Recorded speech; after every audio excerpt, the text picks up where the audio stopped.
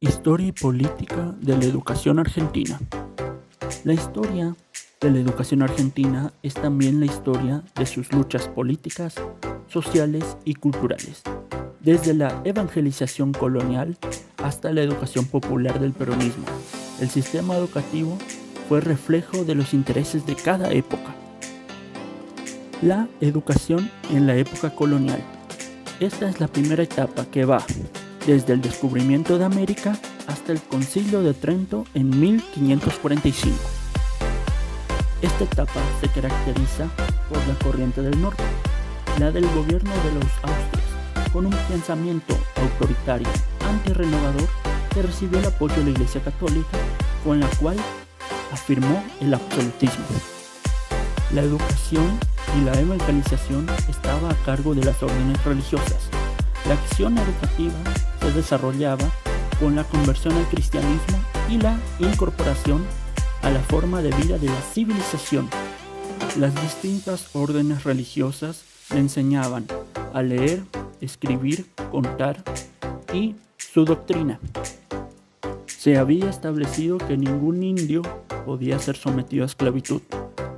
En 1503 se ordena al gobernador construir casas donde se enseñe 2 veces por día.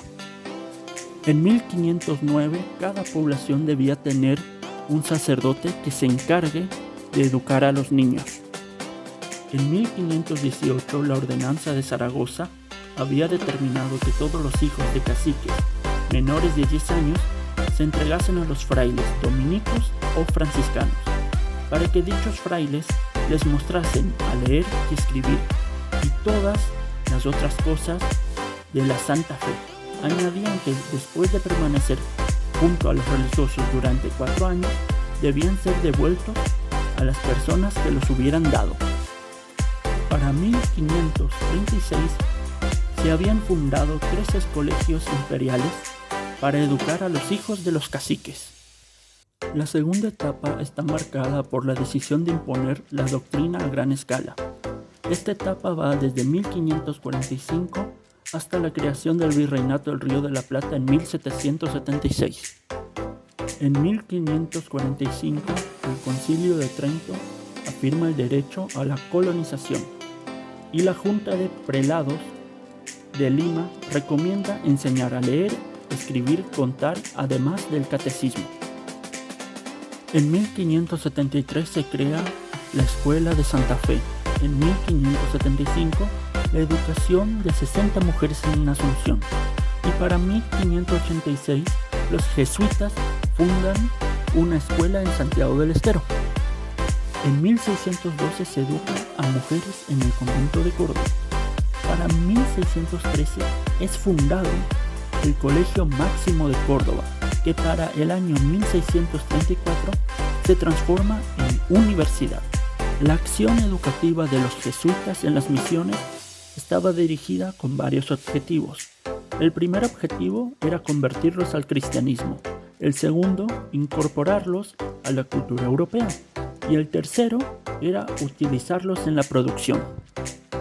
Para llevar esto a cabo, se recurrió a la pedagogía de la evangelización, mejorar la moral, el intelecto y bienestar material de la población. Se los agrupó y enseñó orden, disciplina, manufactura, cultivo, primeras letras y canto. Las escuelas de primeras letras.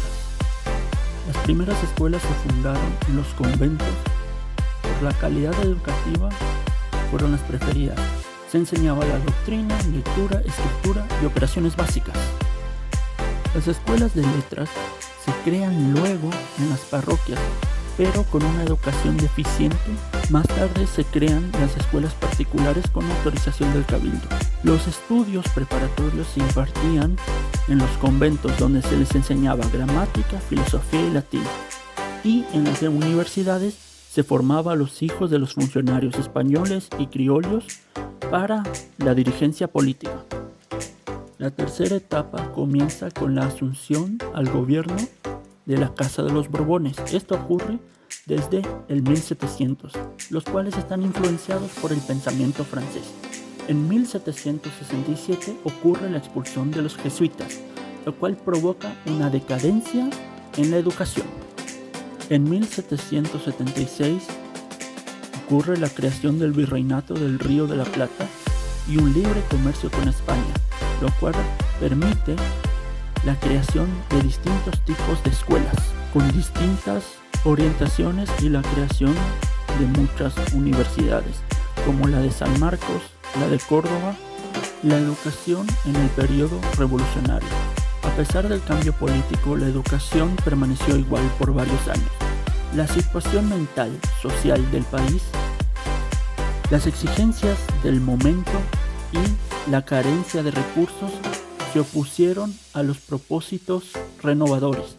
Lo más destacado de esta época no fueron los hechos, sino el surgimiento de la concepción de la necesidad de un cambio en educación para la formación de ciudadanos libres y demócratas. Las obras educativas que se propusieron fueron que las escuelas del rey pasaran a llamarse escuelas de la patria. Se auditaron las escuelas y se decidió mejorar el nivel de los preceptores y su situación económica.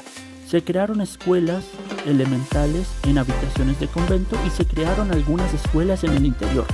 La falta de preceptores hacía difícil la creación de nuevas escuelas. En la concepción de disciplina, en 1813, los castigos corporales fueron abolidos. Sin embargo, en la práctica continuaron utilizándose, considerándose el único recurso educativo para los preceptores. Sarmiento denunció el uso de azotes con látigos de púas, palmeta y buches de agua. La educación en la época de Rivadavia. Rivadavia impulsó un modelo educativo liberal y elitista, centrado en la formación de dirigentes porteños y excluyente del interior del país. Representó un conservadurismo modernizante y fue la primera expresión de la oligarquía porteña. Introdujo el método Lancaster. Decretó la obligatoriedad escolar, promovió la educación media, la enseñanza de las ciencias y fundó la Sociedad de Beneficencia que gestionó las escuelas para niños. Optó por un modelo napoleónico con la universidad en la cúspide del sistema.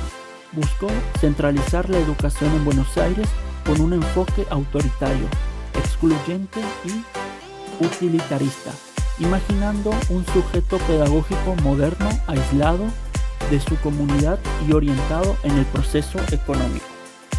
Durante la época de la anarquía, que duró desde 1827 a 1852, predominó un nacionalismo católico conservador que no priorizó la educación, la cual decayó notablemente.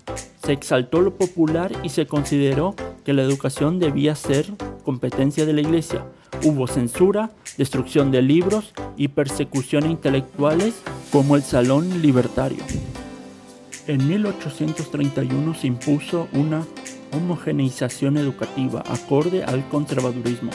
A partir de 1835 se exigió a docentes jurar lealtad al gobierno y usar la divisa punzó. Quienes se negaron fueron sentenciados. Se modificó el reglamento universitario para imponer fidelidad a la Santa Federación.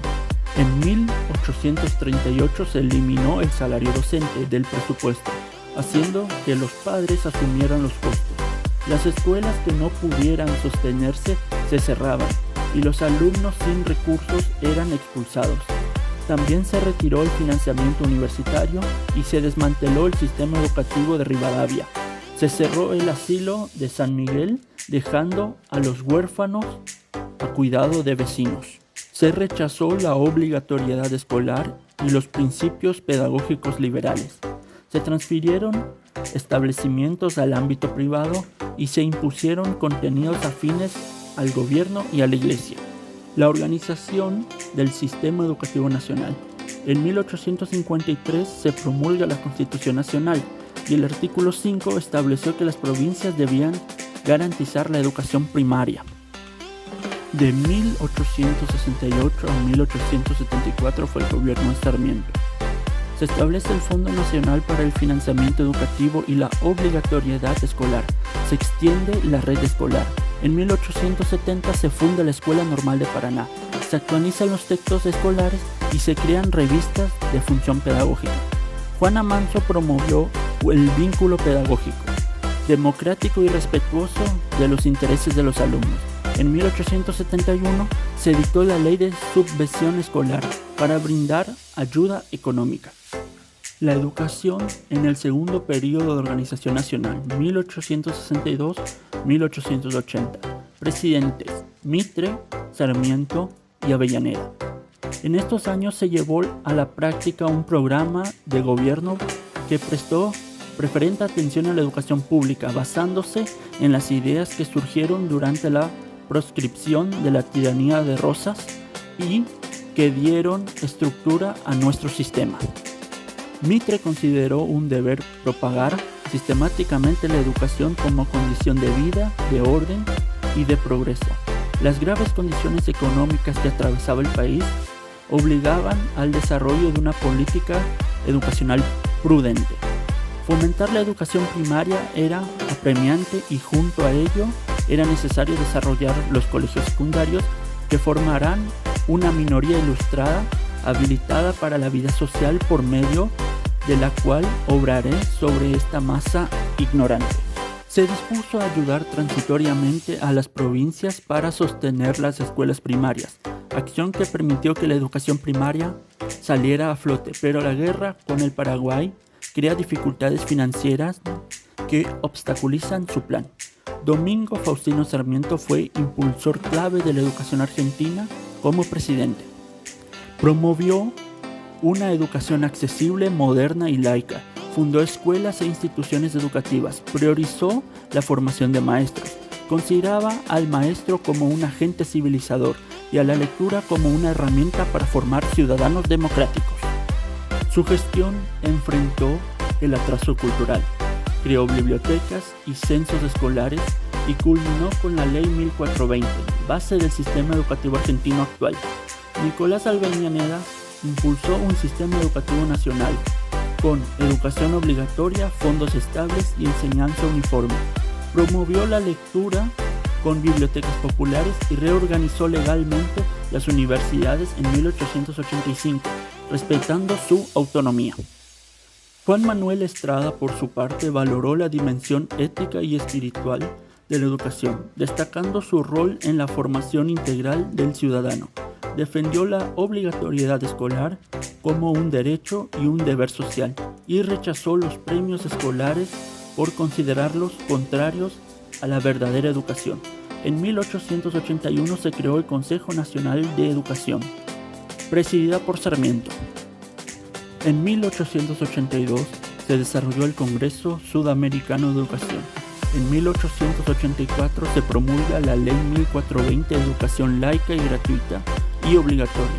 En 1885 la Ley Universitaria, o también conocida como la Ley Avellaneda. En 1905 se promulga la Ley Leibniz, que autoriza a Nación instalar escuelas en las provincias que lo solicitan. De Irigoyen a la década infame. Entre 1916 y 1930 se produce un gran avance en la creación de colegios nacionales, escuelas normales, industriales, comerciales y profesionales de artes y oficios, y se terminó de organizar el sistema de educación para adultos. Y se observa la distorsión entre la educación y trabajo. La distorsión de educación y trabajo se refiere al abandono temprano de la educación por parte de estudiantes que se ven obligados a trabajar para contribuir a la economía familiar. 1930 asume el gobierno militar. La educación está centrada en la moral y el espiritualismo, orientada a combatir al comunismo e impulsa la educación privada. Se persigue a los docentes con posturas radicales, laicas y escolásticas. El peronismo, de Juan Domingo Perón. En sus contribuciones de la educación, el peronismo estableció la enseñanza primaria en ciclos. El primer ciclo es el preescolar, el segundo ciclo es de 6 a 11 años y el tercer ciclo es de 12 a 14. Y el cuarto ciclo es el de cursos mixtos. También promovió la creación de escuelas técnicas para los obreros. y buscaba tener una educación más popular y accesible para todo el público y que no dificulte al obrero para poder dar una educación de calidad a sus hijos y que puedan progresar. Esto es todo, amigos, gracias por escucharnos y nos vemos la próxima.